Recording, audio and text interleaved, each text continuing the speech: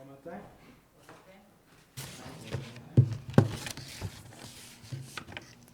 Alors, une petite pause sur ma série.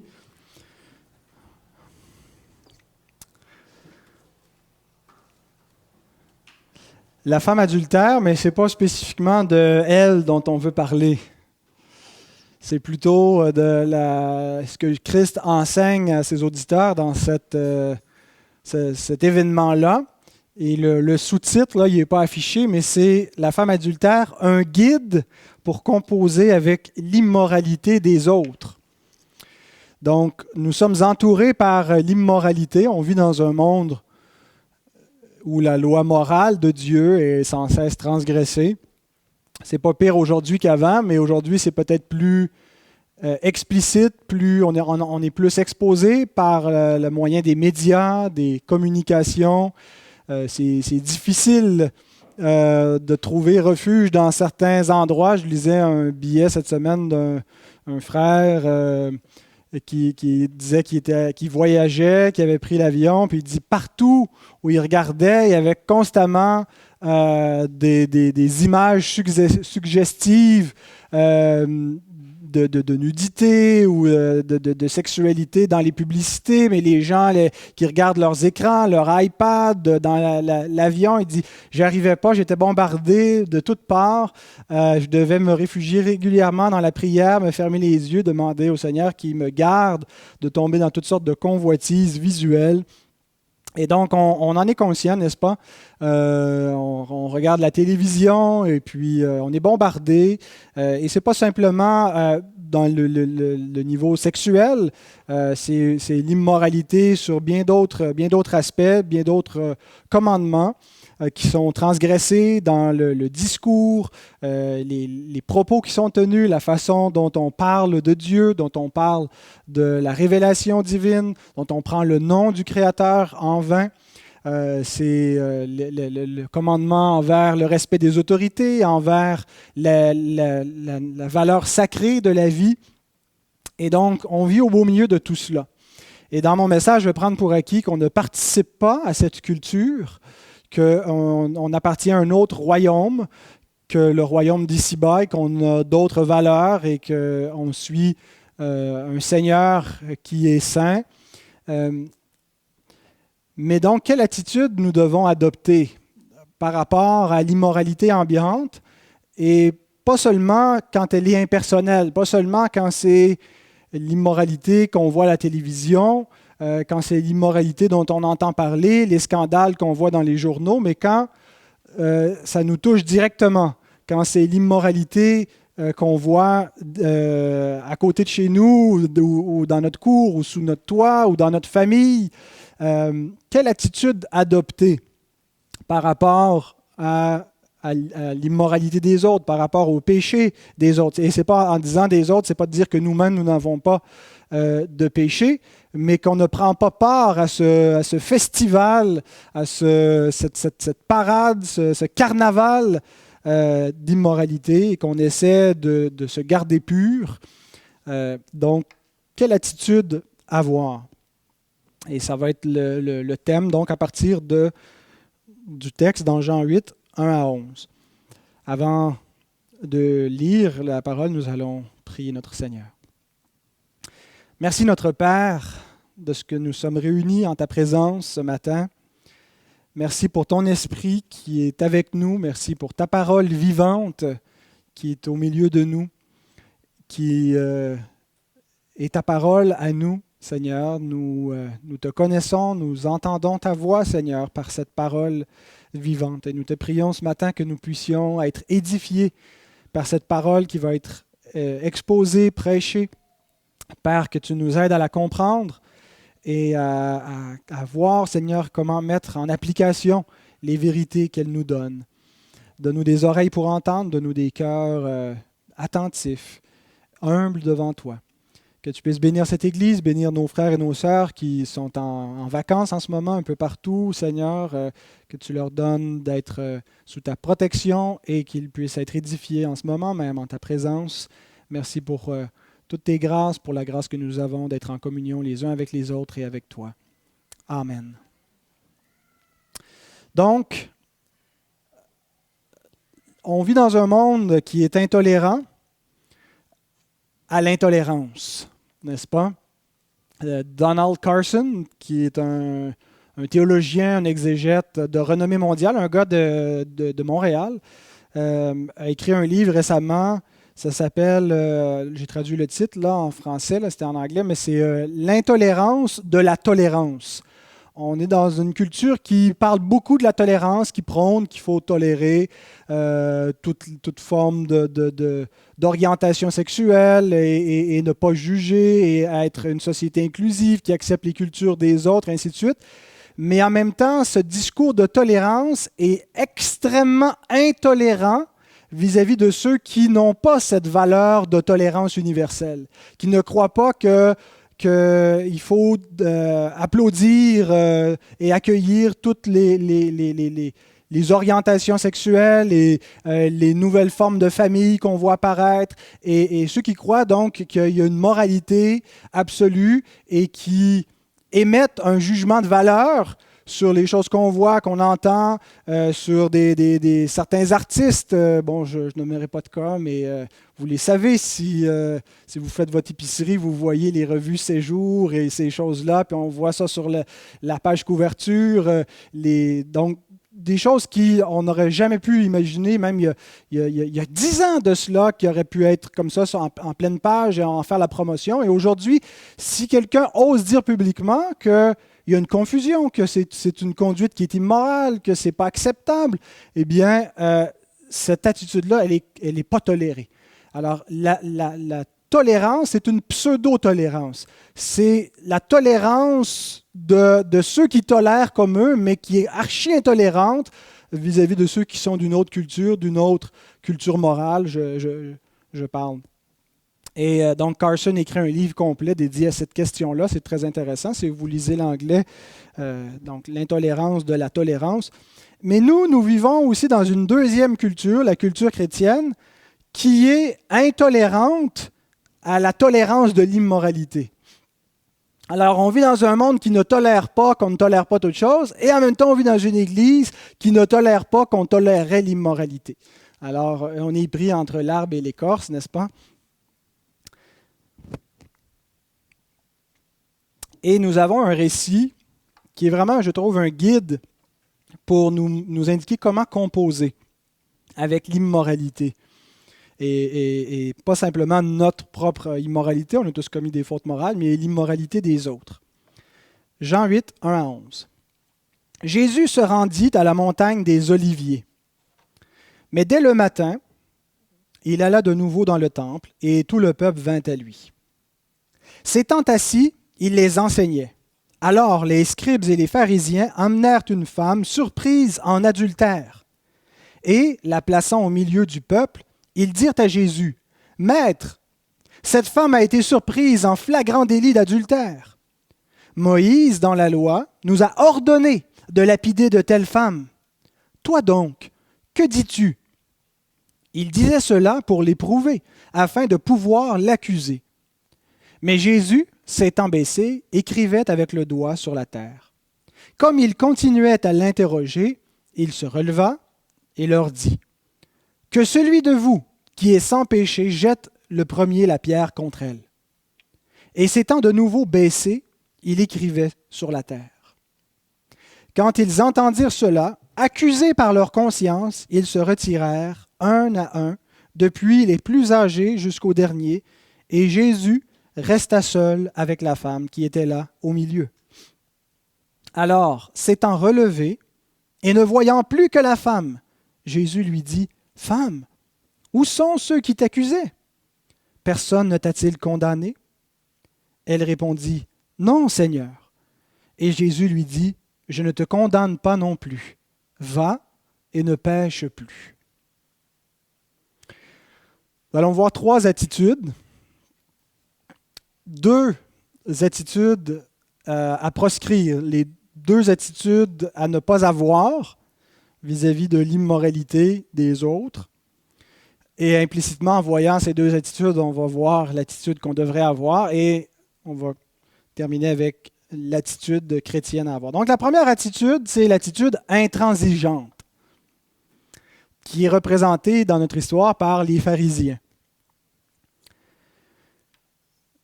Beaucoup de gens sont plutôt connus pour les choses contre lesquelles ces personnes sont, plutôt que les choses en faveur desquelles elles sont. Elles sont reconnues parce qu'elles sont contre certains comportements, contre certaines croyances, contre certaines catégories de personnes. Et ce n'est pas un problème comme tel d'être contre l'immoralité, dans la mesure que c'est parce que c'est qu'on est pour la moralité. Le fait d'être contre quelque chose devrait venir du fait qu'on est pour quelque chose. Et le vrai conservatisme moral, c'est ça. Ce n'est pas qu'on est contre le progressisme ou contre l'immoralité, mais c'est qu'on est pour la moralité. Ce n'est pas premièrement qu'on est contre le mariage homosexuel, mais c'est qu'on est pour le mariage hétérosexuel. Ce n'est pas qu'on est premièrement contre l'avortement, mais c'est parce qu'on est pour la vie, qu'on est pour la famille. Et donc, si ce qui nous caractérise premièrement, c'est notre dénonciation du mal, plus que notre approbation du bien et notre attachement au bien moral qui nous vient de Dieu, bien, il y a un problème. Et dans l'attitude intransigeante, voici au moins 3 problèmes. Le premier problème, c'est les mauvaises motivations. Il est bien d'être contre le mal. Cependant, quelles sont nos motivations lorsque nous sommes irrités contre l'immoralité? Et nous voyons dans le texte que les pharisiens ont pas la bonne attitude, mais ont le bon verdict vis-à-vis de l'adultère. C'est un péché et ils le condamnent tel que ce péché mérite d'être condamné. Cependant, ils ont les mauvaises motivations pour condamner ce péché. Et nous voyons cela, versets 4 à 6. « Maître, cette femme a été surprise en flagrant délit d'adultère. Moïse, dans la loi, nous a ordonné de lapider de telles femmes. Toi donc, que dis-tu? » Il disait cela pour l'éprouver afin de pouvoir l'accuser. Quelle était leur motivation? Trouver Jésus en faute. Et ils instrumentalisent l'immoralité d'une femme pour pouvoir accuser Jésus. Ce n'est pas leur attachement au commandement de Dieu qui les motive, premièrement. Ce n'est pas leur amour de la sainteté. Ce n'est pas leur amour pour Dieu qui les amène à condamner cette femme, mais c'est de prendre l'autre en faute. Et ici, c'est de prendre Christ en faute. Qu'est-ce qui nous pousse à dénoncer, à condamner certains comportements? Est-ce que nous nous plaisons à pointer les scandales? Et notre monde, malgré sa grande tolérance, aime les scandales. Ça fait vendre des exemplaires, des revues à potins, de pouvoir mettre en pleine page avec des photos, toutes sortes de scandales. Et je vous assure que la motivation dans ces journaux-là n'est pas l'amour du bien. C'est l'effet du scandale lui-même. On aime entendre, on aime voir, on aime dire des choses contre les autres. Et on peut retrouver cette attitude-là chez les chrétiens aussi, l'amour des scandales, le désir d'entendre des choses scandaleuses et de répandre des choses scandaleuses. Et parfois, donc, on dénonce des choses qui doivent être dénoncées, mais pour les mauvaises raisons. On pointe les péchés des autres, mais pas dans le but de glorifier le Seigneur, pas dans le but de défendre le bien, mais parce qu'il y a quelque chose en nous qui est excité par le scandale. Et ça, c'est une mauvaise attitude. Et si jamais nous retrouvons dans notre dénonciation de l'immoralité, quelle qu'elle soit, une motivation de cette nature-là, eh bien, nous ferions mieux de fermer notre bouche, de ne rien dire. Et nous voyons qu'ils ont les mauvaises motivations aussi parce qu'ils ne sont pas impartiaux. Ils ont amené seulement la femme adultère, ils ont oublié d'amener l'homme adultère. Ils sont sélectifs dans leur condamnation. Et pourtant, la loi de Moïse était claire. Tous deux mourront sous les pierres. Ce n'est pas seulement la femme qui méritait la mort dans ce cas-ci, mais c'était l'homme. Il faut être deux pour danser le tango. Et pourquoi est-ce qu'ils ne l'ont pas amené? Est-ce que c'était un des leurs? Est-ce que c'était le neveu, quelqu'un de la famille? Est-ce que quelqu'un s'est opposé?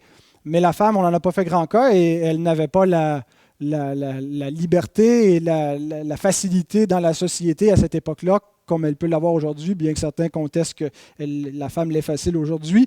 Elle l'a néanmoins plus facile qu'à cette époque-là.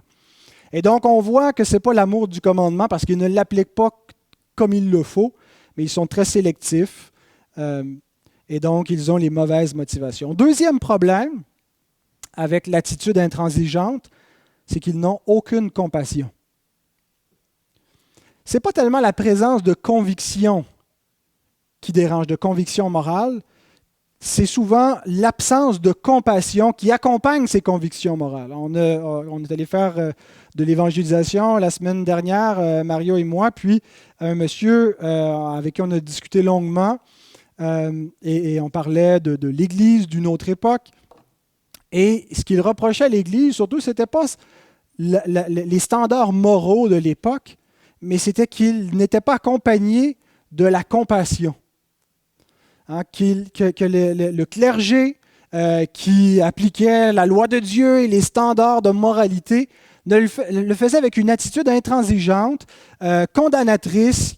Il n'y avait pas d'amour. Bon, je n'ai pas vécu à cette époque-là et je ne suis pas en train de dire que son verdict était juste, mais une des raisons pourquoi il y a une réaction aussi épidermique et aussi anticléricale dans notre société, c'est l'absence souvent de compassion que les autorités morales ont fait preuve. L'attitude intransigeante envisage la justice de Dieu comme si c'était quelque chose qui s'exécutait sans la compassion.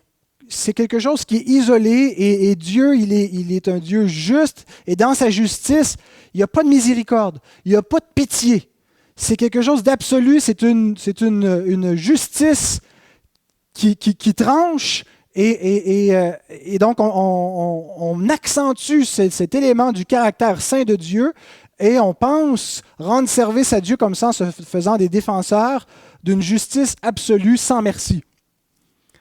Jésus reproche aux mêmes Juifs de son temps, dans Matthieu 9, verset 13, il leur dit « Allez et apprenez ce que signifie « Je prends plaisir à la miséricorde et non au sacrifice ». Et en disant cela, Jésus n'est pas en train d'amener un élément de nouveauté à la moralité révélée dans la parole de Dieu. Il n'est pas en train de dire, bon, jusqu'à présent, Dieu a surtout révélé sa justice et sa sainteté. Maintenant, Dieu, dans la personne du Fils, rajoute un nouvel élément qui est la miséricorde. En disant cela, Jésus se base sur ce que l'Ancien Testament lui-même enseigne, une justice qui est absolue, mais qui est toujours accompagnée de la miséricorde de Dieu. Par exemple, Proverbe 21, 3, « La pratique de la justice et de l'équité, voilà ce que l'Éternel préfère au sacrifice. » L'équité, la bonté morale. Osée 6.6, « Car j'aime la piété et non les sacrifices et la connaissance de Dieu plus que les holocaustes. » Dieu n'avait rien à faire d'une pratique religieuse qui était extérieurement impeccable, mais dans lequel il manquait des entrailles de charité, dans lequel il n'y avait pas d'amour pour Dieu et d'amour pour le prochain qui découle naturellement d'un amour pour l'Éternel.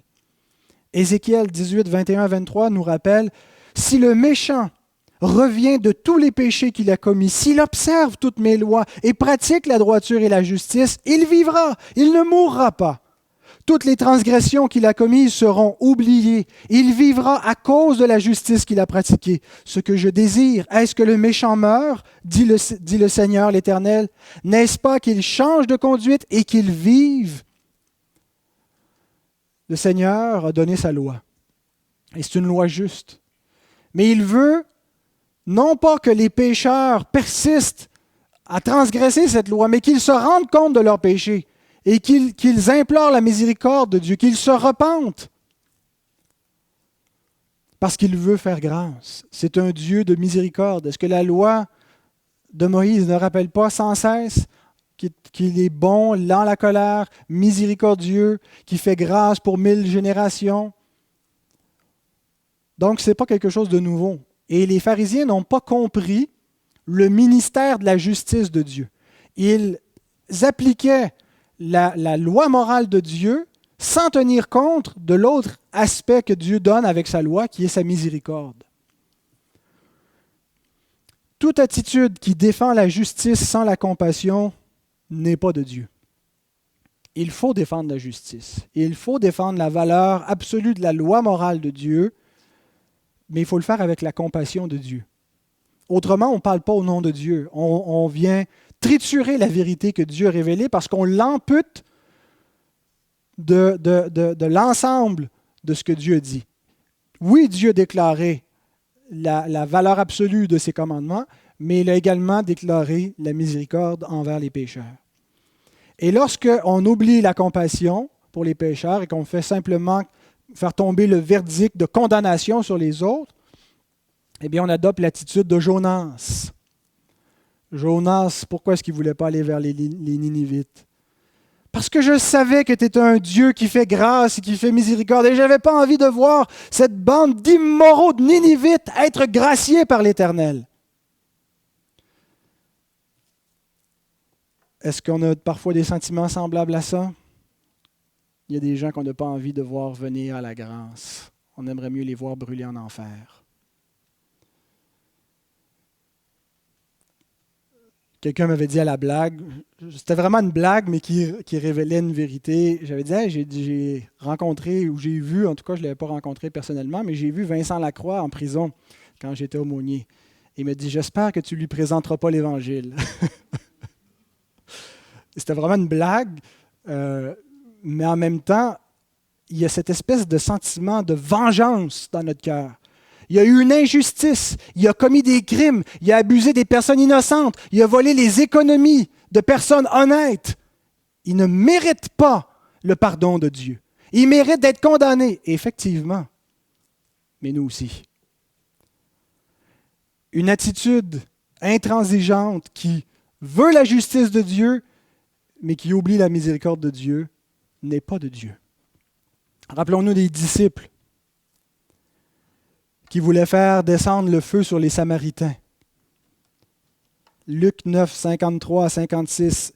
Mais on ne le reçut pas. On ne reçut pas Jésus dans le village des Samaritains parce qu'il se dirigeait sur Jérusalem à cause du racisme et de l'animosité qu'il y avait entre ces deux peuples-là, les Samaritains et les Juifs. Jésus passe par leur village parce qu'il s'en va à Jérusalem. Personne ne veut le recevoir. Si ce n'est pas de l'intolérance, si ce n'est pas une attitude méchante. Alors les disciples voient ça, Jacques et Jean, voyant cela, dirent au Seigneur, « Veux-tu que nous commandions que le feu descende du ciel et les consume? » Je ne sais pas quel pouvoir ils s'imaginaient avoir, si Jésus avait dit oui. Jésus se tourna vers eux et les réprimanda, disant, « Vous ne savez de quel esprit vous êtes animés. Car le Fils de l'homme est venu non pour perdre les âmes des hommes, mais pour les sauver. » Votre zèle missionnaire n'est pas un zèle qui vient de Dieu, c'est un zèle amer. Vous avez un zèle un chauviniste, un zèle... vous êtes des zélotes qui mettaient des gens à mort pour la justice de Dieu, mais d'une manière qui était... C'était pas la peine de mort telle que l'Écriture de l'Ancien Testament le prescrivait. C'était une espèce de sentiment de haine qui les animait. Lorsque nous sommes animés non pas par la gloire de Dieu, mais par l'animosité contre les pécheurs, il y a un problème avec notre zèle. Les psaumes d'imprécation qu'on lit, qui appellent la malédiction sur certaines personnes, et je me propose un jour d'amener un enseignement sur ça, ne sont pas des psaumes qui sont animés par la haine du pécheur, mais par l'amour de la gloire de Dieu. Et ça s'explique, et même dans le Nouveau Testament, on retrouve des imprécations. Et il y a une façon de souhaiter que les rebelles qui s'opposent à Dieu cessent de le faire. Mais que ce ne soit pas simplement qu'ils soient envoyés en enfer et qu'ils soient jugés, qui soit amené à la miséricorde et à fléchir le genou. Mais ce qu'on veut, c'est que toute langue confesse que Christ est Seigneur et que tout genou fléchisse. Et on se réjouit que ce soit à la fin par la condamnation ou par la conversion d'un pécheur, mais on ne veut pas que l'injustice contre Dieu perdure. On ne veut pas que le pécheur ait le dernier mot. On veut que Dieu l'emporte. Mais même dans ces psaumes et ces prières d'imprécation, ce n'est pas incompatible avec une attitude miséricordieuse et pleine de compassion pour les ennemis de Dieu.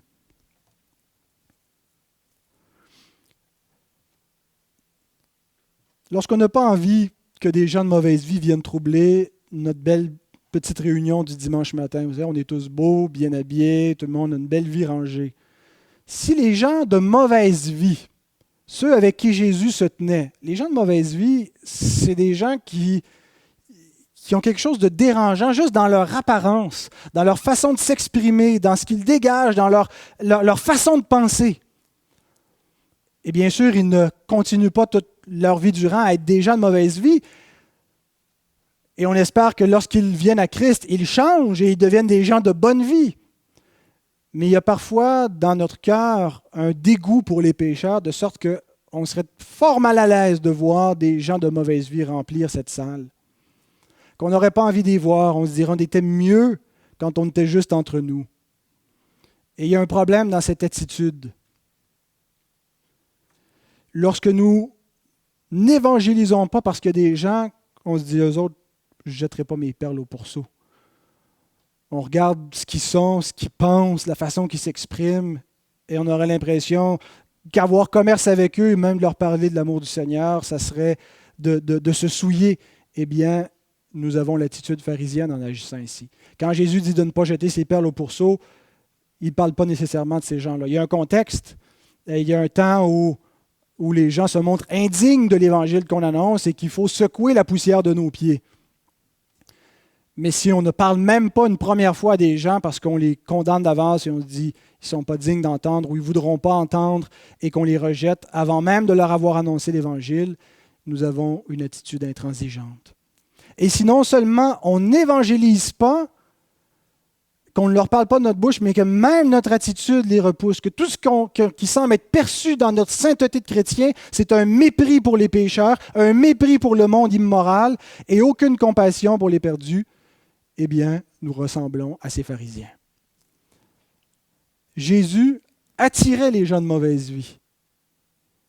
Et pourtant, il incarnait la loi morale de Dieu parfaitement, mais il avait une compassion. Il était capable d'accueillir des gens de mauvaise vie et de leur parler. Il était capable de leur montrer de la valeur et de l'amour sincèrement. Et on a de la difficulté avec ça. Nos entrailles sont étroites. Notre accueil n'est pas inconditionnel. Et nous devons prier que le Seigneur nous donne des cœurs plus compatissants, plus aimants. Vraiment d'être... Et ça ne veut pas dire de se mettre... Et on va arriver à l'autre attitude qu'il ne faut pas accepter, mais j'y viens dans un instant. Et la troisième erreur, dans l'attitude intransigeante, c'est qu'ils se condamnent eux-mêmes. L'absence de compassion pour des pécheurs vient d'une fausse perception qu'on a de nous-mêmes. De se voir juste ou de se voir moins sale, moins criminel que d'autres. Et Jésus était infiniment plus sévère avec les pharisiens et les a trouvés infiniment plus impurs dans leurs pensées, dans leur cœur, que les prostituées, que les publicains. Parce qu'ils se croyaient justes.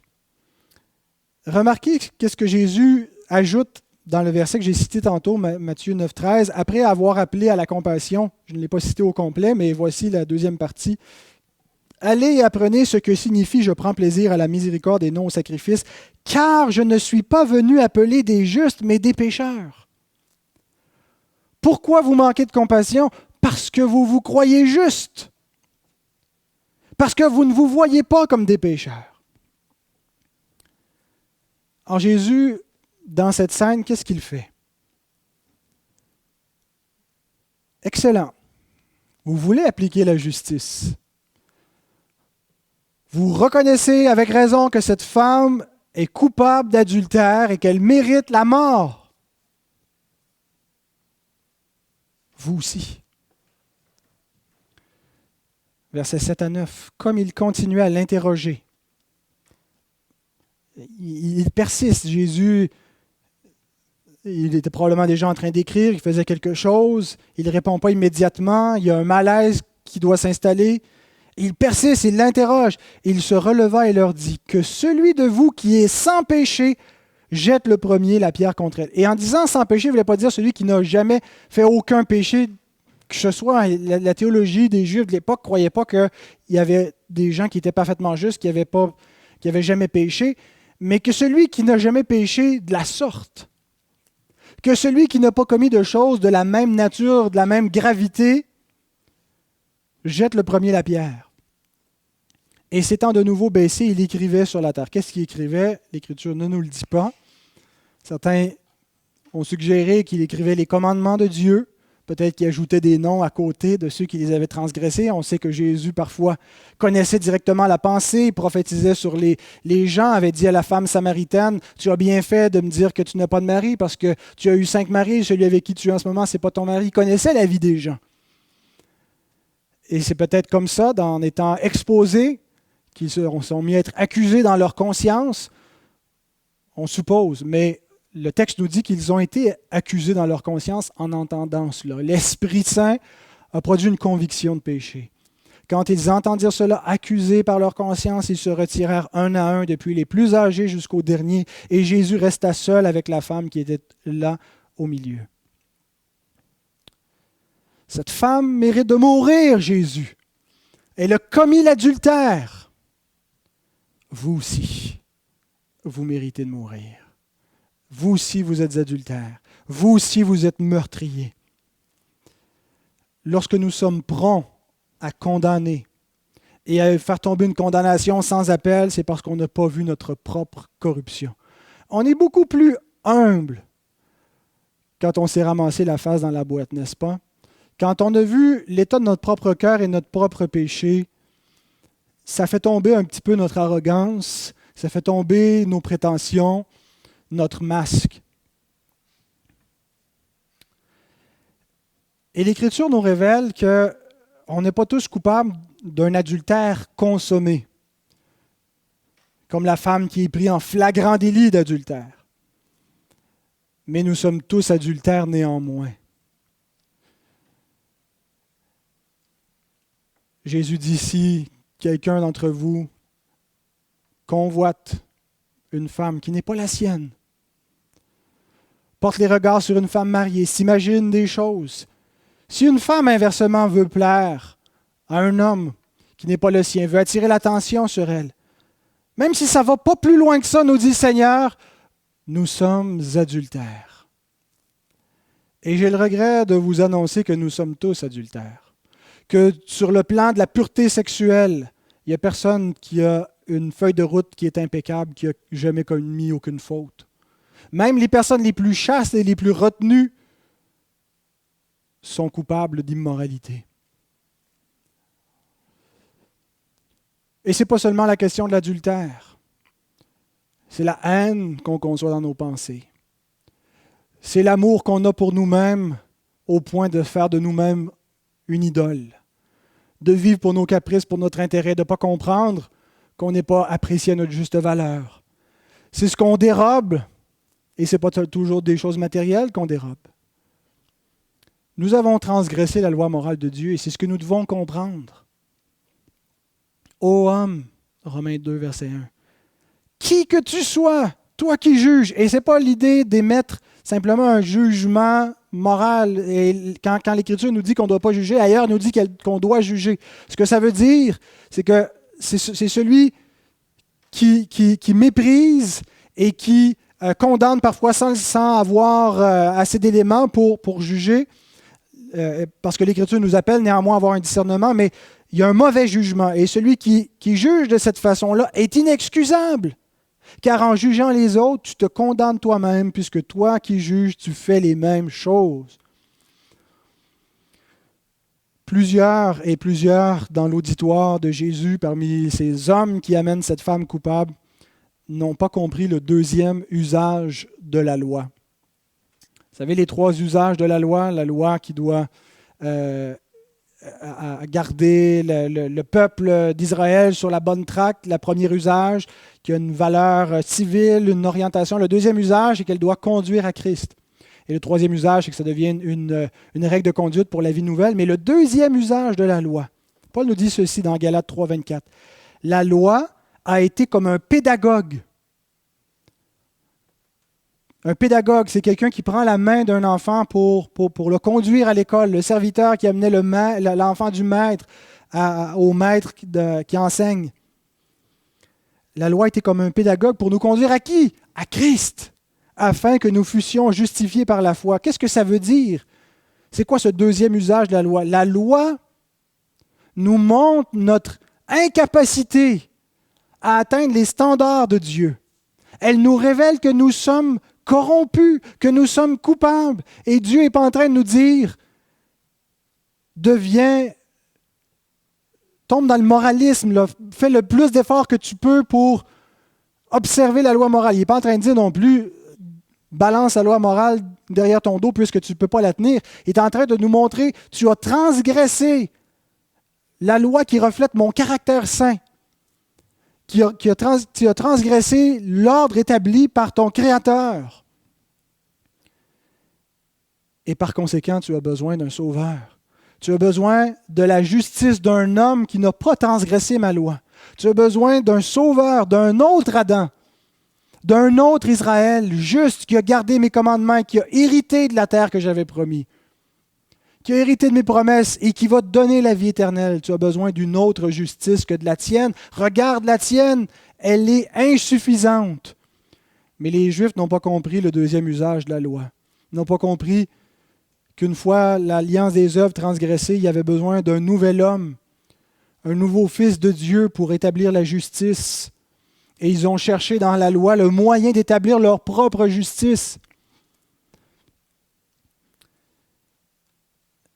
Lorsqu'elle nous mène à Christ, ça change tout.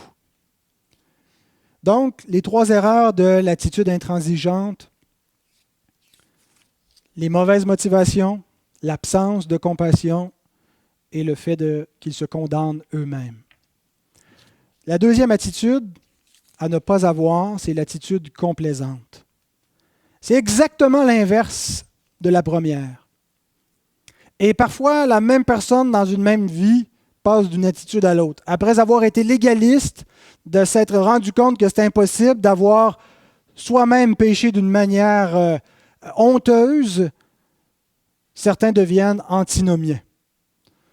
Ils étaient très rigoristes, très à cheval sur les principes, démordent pas, prêts à condamner tout le monde jusqu'à ce qu'eux-mêmes deviennent immoraux dans leur conduite. Et là, on tient un discours opposé.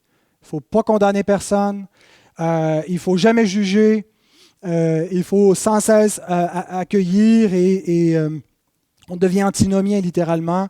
La loi, c'était l'ancienne alliance, c'est l'ancien régime. Maintenant, on est dans la grâce. Il n'y a plus de condamnation. Et là, on se met à citer de travers tous les passages qui vont dans ce sens-là, une grâce déformée, les passages qui disent qu'il ne faut pas juger. Tu vois la paille qui est dans l'œil de ton frère, tu ne vois pas la poutre qui est dans le tien. Et on prend tout ça de travers avec une attitude complaisante, que le péché n'est jamais grave. Tout ce qui est grave, c'est celui qui juge le péché. Notre société, il y a 50 ans, était intransigeante. Aujourd'hui, elle est aux antipodes. Aujourd'hui, c'est le vivre et laisser vivre. Et c'est même pas laisser vivre, c'est même pas le fait qu'on réclame le droit de se comporter comme on veut, tant aussi longtemps qu'on ne viole pas la liberté d'un autre, mais c'est qu'on réclame le droit de ne pas recevoir aucun reproche, aucune appréciation morale que ce soit de notre conduite. Je ne veux rien entendre.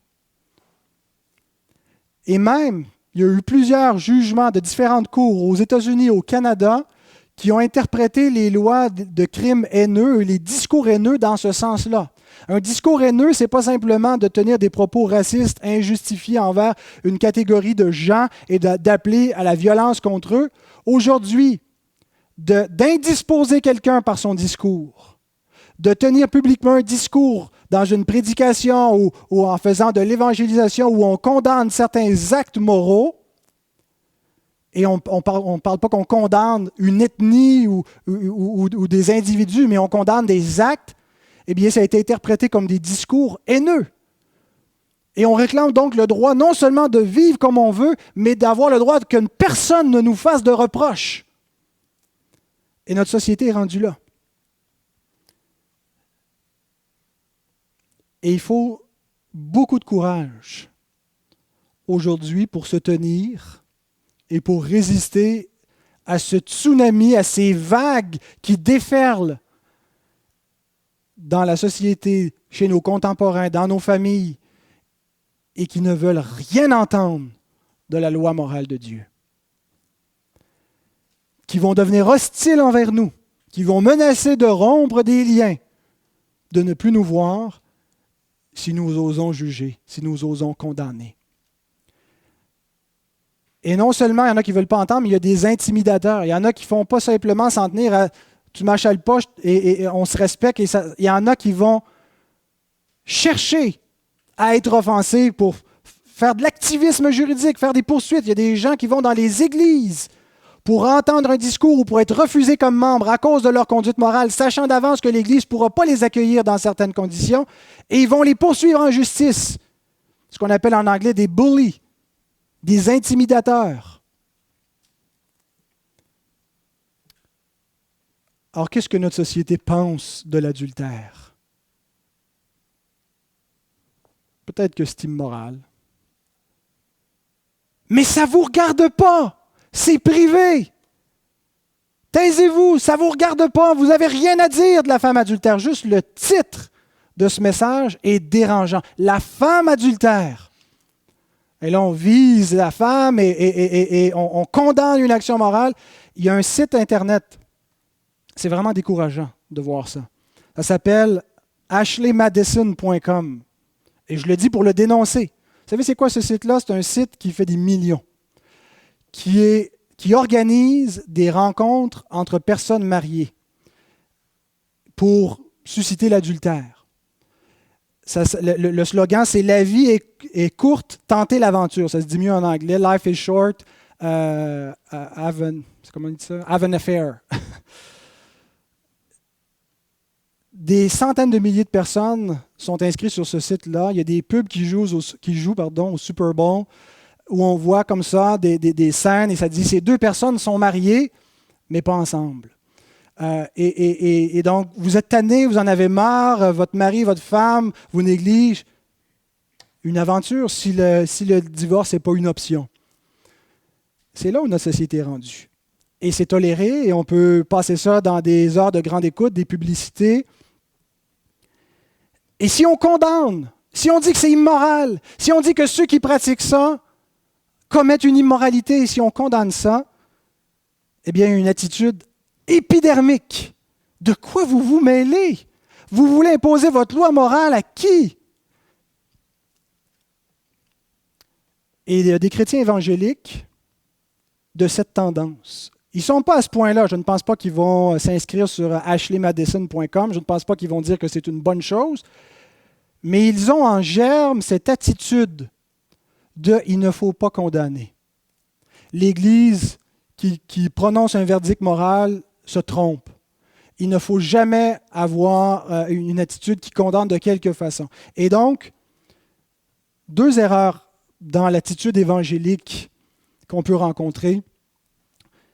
La première, c'est une erreur théologique, c'est l'idée que Jésus ne condamne pas le pécheur. Et on va prendre l'exemple de la femme adultère et dire, vous voyez, cette femme qui a commis une immoralité, Jésus ne la condamne pas. Alors si Jésus ne la condamne pas, pour qui vous vous prenez, vous, l'Église évangélique de Saint-Jérôme, pour dire la femme adultère? Vous vous élevez au-dessus de Jésus et vous émettez un jugement moral contre des gens, des pauvres pécheurs qui ont juste besoin de compassion.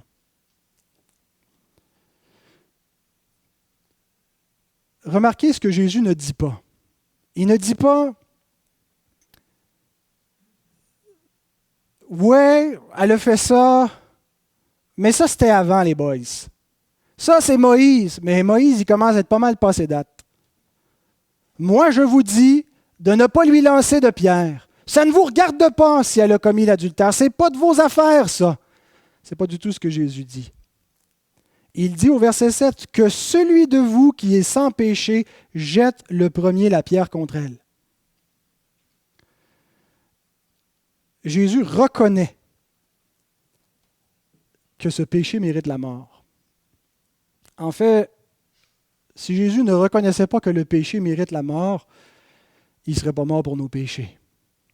Si Jésus n'était pas en faveur de la peine de mort pour le péché, est-ce qu'il se serait offert de lui-même en sacrifice expiatoire, en subissant la colère de Dieu, l'enfer pour nos péchés?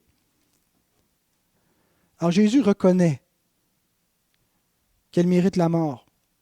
Et s'il ne la condamne pas, ce n'est pas parce que le péché ne mérite pas ça, et parce que le péché ne mérite pas d'être condamné, c'est parce qu'il n'est pas venu pour la condamnation en ce moment. Et tantôt, Ghislain a lu un texte clé pour comprendre le texte de Jean 8, Jean 3, verset 17. Dieu, en effet, n'a pas envoyé son Fils dans le monde pour qu'il juge le monde, mais pour que le monde soit sauvé par lui. Nous devons comprendre les temps de Dieu. Si vous voulez, la dispensation, ou qu'est-ce que Christ est venu faire? Quand Dieu a envoyé son Fils dans le monde, ce n'était pas encore la fin du monde. Et il ne l'a pas envoyé comme un juge pour occuper l'office juridique, pour passer en revue les pécheurs et émettre la condamnation. Il l'a envoyé dans le monde pour venir sauver des pécheurs. C'est ça sa fonction. Il est venu accomplir la grâce pour des pécheurs. Et ça ne veut pas dire que Jésus ne condamne pas le péché, que Jésus ne condamne pas le pécheur. Certains interprètent ça. Voyez Jean 3, 17, voyez la femme adultère, Jésus ne le condamne pas. Si Jésus ne condamne pas le péché, on ne peut pas le condamner non plus. Notre évangile ne dit pas que Jésus ne condamne pas le péché et qu'il ne condamnera pas le pécheur. Notre évangile dit que Jésus est roi et que ce roi offre à tous les pécheurs la grâce et ils doivent se repentir. Parce qu'il viendra un temps où la grâce ne sera plus offerte. Et ce même Jésus sauveur va les condamner. Acte 17, versets 30 à 31. Dieu, sans tenir compte des temps d'ignorance, sans tenir compte de ce que les gens connaissent ou ne connaissent pas sa loi morale, il y en a qui ne sont même pas conscients, qui vivent en ennemis de Dieu et qui offensent Dieu par leur conduite, et Dieu ne tient pas compte de leur ignorance. Mais il annonce maintenant à tous les hommes, en tout lieu, qu'ils aient à se repentir parce qu'il a fixé un jour où il jugera le monde selon la justice. Pas selon les critères des hommes, pas selon notre opinion, selon la justice qui nous est révélée dans sa loi. Par qui il va faire ça? Par l'homme qu'il a désigné, ce dont il a donné à tous une preuve certaine en le ressuscitant des morts. L'apôtre Paul ajoute dans son épître aux Romains, chapitre 2, verset 16, « C'est ce qui paraîtra au jour où, selon mon évangile, » vous voyez, ça fait partie de l'évangile, Dieu jugera par Jésus-Christ les actions secrètes des hommes. Que le Christ soit juge, c'est une composante de notre évangile. Jésus est un sauveur compatissant. Il est tellement compatissant qu'il est mort pour des criminels, il est mort pour des impies, il est mort pour des immoraux, et toute la race est également corrompue. Mais Jésus sera aussi un juge juste et impartial.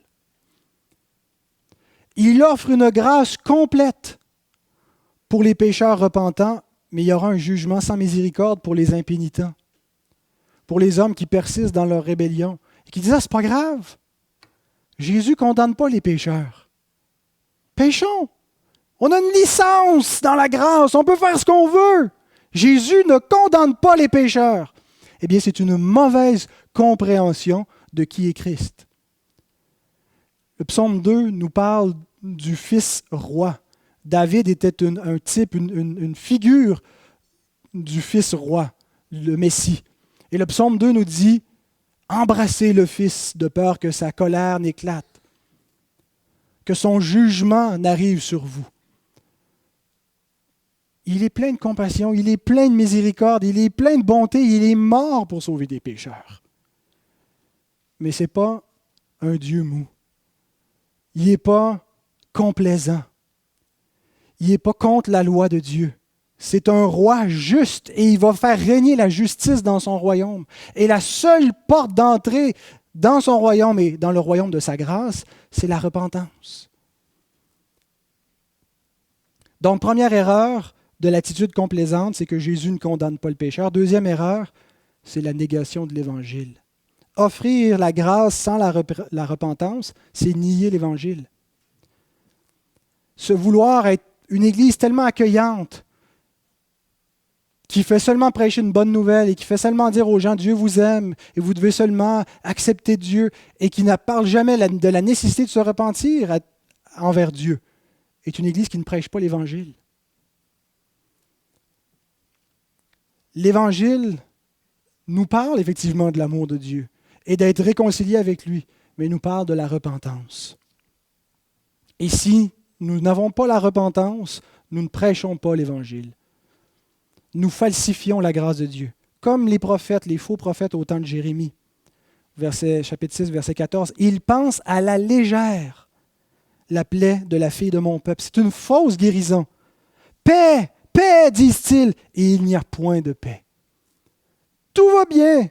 Dieu aime ta vie comme elle est, change rien. Ils pensent à la légère. La grâce n'est offerte qu'aux pécheurs repentants. Et la femme adultère est repentante. Jésus ne lui dit pas « va ». Il lui dit « va et ne pêche plus ». Et il ne pensait pas qu'elle n'allait plus jamais commettre quelque péché que ce soit, mais il parle spécifiquement d'un changement de vie, de ne plus vivre dans le péché, de quitter ce mode de vie. Il faut de la compassion. Il faut une attitude de grâce. Il faut abandonner une attitude intransigeante et méchante. Mais annoncer une grâce sans repentance, c'est nier l'Évangile. C'est une fausse compassion, c'est de la complaisance. Et dernier point, très bref, la vraie attitude à avoir, c'est l'attitude chrétienne, c'est-à-dire l'attitude de Christ. Et elle est implicite dans ce que j'ai dénoncé jusqu'à date, cette attitude-là. On aurait pu prendre chaque point et dire l'inverse. Il faut les bonnes motivations pour annoncer la loi morale de Dieu. Si on les annonce par une espèce d'excitation contre le péché et d'amertume face aux pécheurs, on n'a pas la bonne motivation. Il faut que ce soit l'amour de Dieu, l'attachement au bien. Il faut deuxièmement la compassion. Il faut aussi se savoir soi-même pécheur. Savoir ce que soi-même on mérite, réaliser que nous-mêmes on a été objet de la grâce et de la miséricorde de Dieu pour être capable d'avoir compassion. Il faut également réaliser que Jésus est un sauveur juge, qu'on ne doit pas l'amputer de la moitié de son office. Et il faut aussi qu'on prêche l'Évangile avec la repentance. Jude, versets 22 et 23 nous dit « Reprenez les uns ceux qui contestent, sauvez-en d'autres en les arrachant du feu, et pour d'autres encore, ayez une pitié mêlée de crainte, haïssant jusqu'à la tunique souillée par la chair. » Il ne prône pas le vivre et laisser vivre, mais il dit reprenez. Faites pas juste vous taire. Je sais que c'est difficile, je sais que les gens ne veulent pas entendre, je sais qu'ils vont émettre un jugement moral vis-à-vis de vous parce qu'ils vont dire que vous les jugez, sans comprendre qu'il y a une compassion qui peut vous motiver et que c'est parce que vous voulez les détourner de la perdition. Mais reprenez-les quand même. Acceptez de subir l'opprobre de Christ et de subir l'outrage des pécheurs qu'ils ont contre vous parce que vous les reprenez. Ils ne comprennent pas, mais s'ils viennent à Christ, ils vont comprendre. Et ils vont vous remercier. Sauvez-en d'autres. Donc ce n'est pas le vivre et le laisser vivre. Mais il ne nous dit pas d'avoir une attitude intransigeante. Une attitude où on est plein d'animosité vers eux. Allez-vous-en avec l'épée, puis exécutez le jugement de Dieu, puis blessez les gens, mettez-les à mort. Il dit d'avoir une pitié mêlée de crainte. Et non pas d'avoir une attitude complaisante, l'inverse. De devenir des peace and love chrétiens qui accueillent tout, puis nous on juge de rien. Haïssant jusqu'à la tunique souillée par le péché, haïssant le mal. Le mal, ça détruit des familles. Ce n'est pas quelque chose de banal dont on peut rire et qu'on ne fait pas grand cas. Et encore là, il y a une distinction entre le péché et le pécheur. On haït la tunique souillée par le péché, mais on aime le pécheur. On veut le voir venir à la grâce de Dieu. On veut qu'il soit délivré de l'emprise de Satan et du mal. Alors c'est ça l'attitude chrétienne, une attitude semblable à Christ. Notre message premier, c'est la grâce. Philippiens 4,5 nous dit que votre douceur soit connue de tous les hommes. Soyons pas connus comme des légalistes qui repoussent les gens, on repousse nos enfants, on repousse tout le monde, tellement on est en amour avec notre sainteté, mais des gens pleins de douceur. Et pour proclamer la grâce, il ne faut pas nier la loi. Mais sachons que ce n'est pas la loi qui convertit des pécheurs et qui les transforme, c'est la grâce. Si Jésus applique la loi, la femme est morte. Jésus lui donne la grâce et elle va devenir semblable à la justice qui est révélée dans la loi. Il n'y a aucune place pour une autre attitude. Si on veut être plus sévère que Christ, on pêche par une attitude intransigeante. Si on veut être plus miséricordieux que lui, on pêche par une attitude complaisante. Si on veut être moins miséricordieux que Christ, on pêche. Et si on veut être moins sévère que lui, on pêche encore. C'est la seule attitude qu'on peut avoir vis-à-vis de l'immoralité ambiante. Que le Seigneur nous donne de mettre en pratique ce qu'il nous a révélé dans cet événement et de réaliser que cette grâce nous a été faite à nous premièrement. Si on se voit objet, si on réalise que c'est nous qui étions menacés par les pierres, par la mort, ça transforme notre être envers les autres, ça transforme notre reconnaissance envers Dieu, ça change notre manière de vivre. Amen.